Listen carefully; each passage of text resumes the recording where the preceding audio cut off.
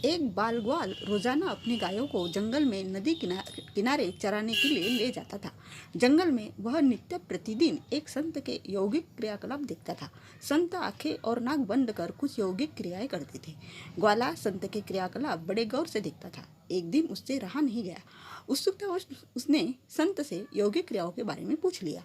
बाल ग्वाल के सवाल पर संत ने जवाब दिया कि वह इस तरह से भगवान से साक्षात्कार करते हैं।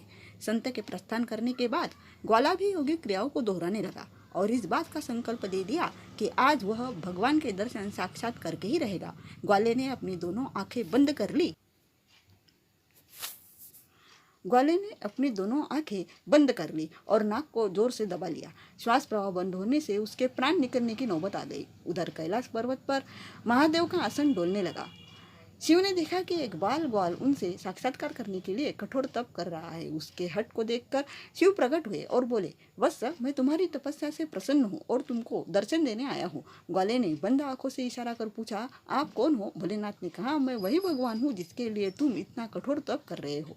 ग्वाले ने आंखें खोली और सबसे पहले एक रस्सी लेकर आया। चूंकि उसने कभी भगवान को देखा नहीं था, इसलिए उसके सामने पहचान का संकट खड़ा हो गया। उसने भगवान को पेड़ के साथ रस्सी से बांध दिया और साधु को बुलाने के लिए भाग कर गया। संत तुरंत उसकी बातों पर यकीन करते हुए दौड़े हुए आए, लेकिन संत को कहीं पर भी भगवान नजर नहीं आए। संत ने बाल ग्वाल से कहा, मुझे तो कहीं नहीं दिख रहे। तब ग्वाले ने भगवान से पूछा, प्रभु, आप यदि सही में भगवान हो तो साधु महाराज को दिख क्यों नहीं रहे हो? तब भगवान ने कहा, जो भक्त छल कपट रहित सच्चे मन से मुझे याद करता है, मैं उसको दर्शन देने के लिए दौड़ा चला आता हूँ। तुमने निश्चल मन से मेरी आराधना की, अपने प्राण दांव पर लगाए और मेरे दर्शन का दृढ़ संकल्प लिया, इसलिए मुझे कैलाश से मृत्युलोक में तुमको दर्शन देने के लिए आना ही पड़ा।